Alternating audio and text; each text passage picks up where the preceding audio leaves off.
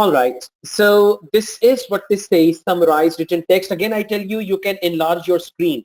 If you're using a mobile phone, please enlarge your screen and you can just see the full screen, or enlarge the screen and then you can make it to any size as per your requirement.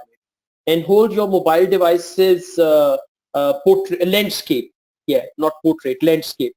So if you're using a laptop, then it's no problem. But if you're using a mobile, then it should be landscape. Sorry, yeah, landscape. Okay, I get confused between portrait and landscape, horizontal and vertical. Anyways, so now we've got summarized written task, and for this they say this is a short answer writing item type that integrates writing and reading skills. So in summarized written task, you will get marks in both writing as well as reading.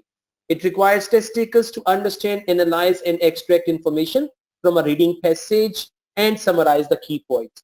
So I'm going to share this handout with you as well.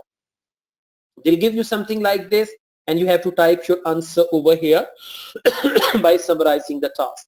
Now, the strategy, this is important. First, remember to skim and scan.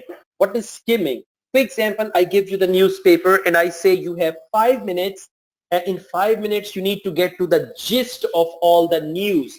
So what you're going to do, you are going to skim. Skim means not to read everything. Skim means to read the important detail. And what is the important detail? If they give you a paragraph, read the first line of the paragraph and the last line. Or you can read a middle line as well. First line, last line, middle line. So try to go on like this. It'll help you. Then scan. If you're looking for a specific word, now for example, if this is the text and I'm looking for the word zero, now I'm not reading, I'm scanning and the word zero is here. Okay, so this is what we call scanning. If I'm looking for the word summarizing, summarizing is here. So this is called scanning. So you need to scan for specific words and you need to get the main idea. For that you will use skimming and scanning. Okay, quickly skim the text first for the gist. Gist means main idea, khulasa. And then scan it and note keywords, right?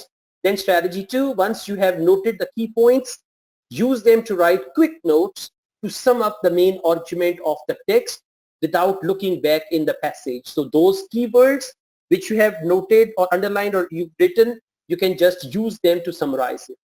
Use your own words to condense these notes into a clear, precise, summarizing sentence. Although we have a template for that as well, so you can fit those words into the template and that will help you. And I recommend you to actually print that template. Then we've got strategy 3. When you have finished writing, check for the following. Number 1, you have written one sentence only which is within the required word count. Very important. Number 1, you have to write one sentence only. One sentence means one full stop. And the word count is between 5 and 75 words. Okay, 5 and 75 words. You have retained the essence of the text, means the bottom line or the gist, or as they use the word gist here. So have you written the gist of the text, right? That's the point number 2. And your grammar and spelling are correct. Remember that, because these are 3 marking criteria, grammar and spelling. And remember that if your sentence is shorter or longer, warning, if your sentence is shorter or longer than the required word count, your response will automatically get 0. So if you write less than 5 or more than 75, you will get 0 in that. This is very, very important. That's why I try to write 50, 60 words. That's enough, okay? Now, explain and practice each strategy. You need to practice. So how to do that? Strategy 1 for practice. Explain to your student. Okay, this is for the teacher. And anyways, this above one is for you. And that's it. Yeah, this is for the teachers actually. So for you, it's only the 3 strategies over here, how to do it. Now, I'll share this handout with you. Now we go on and we see what is the next one. Here we are. Okay.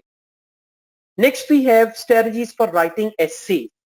Now, for essays, I will share a template with you.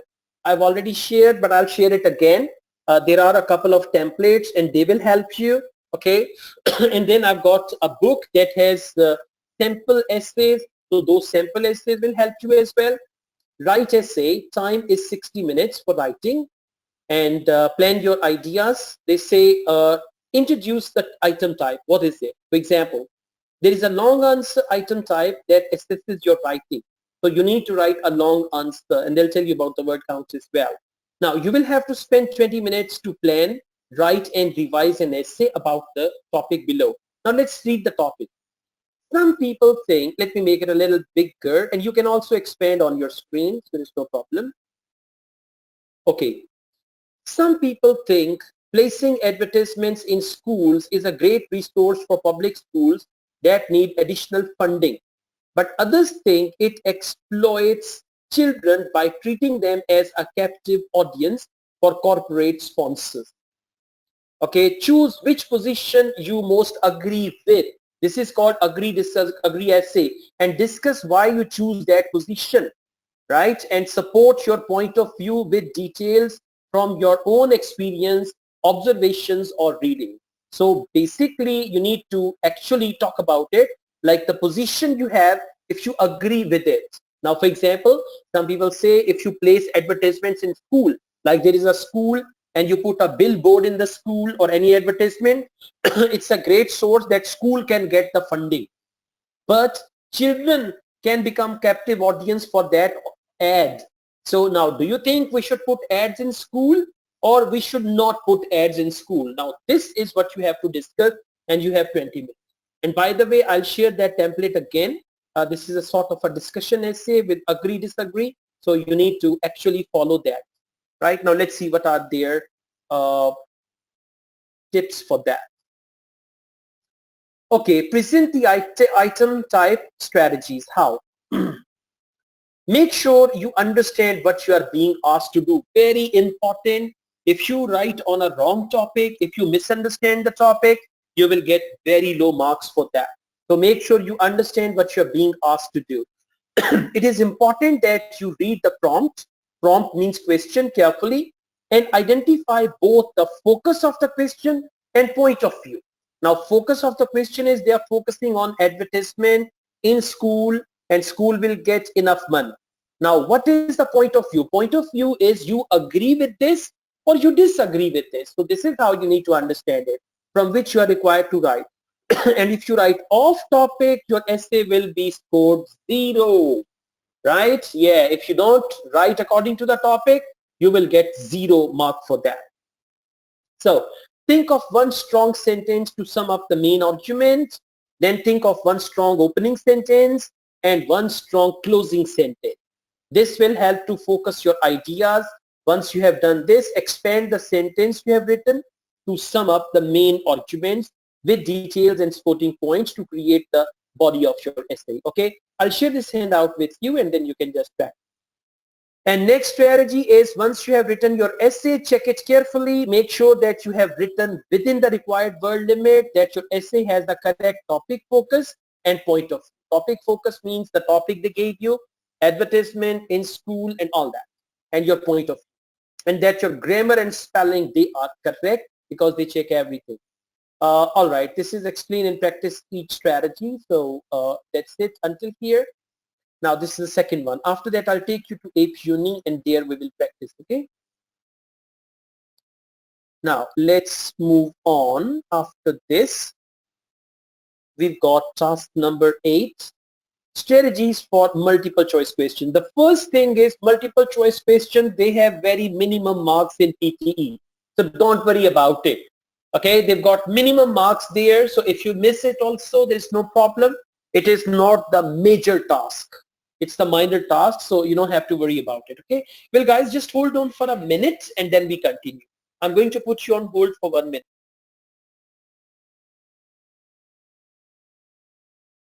Okay, guys, let's just move on. You can read these handouts in detail on your own, reading multiple choice and choose single answer.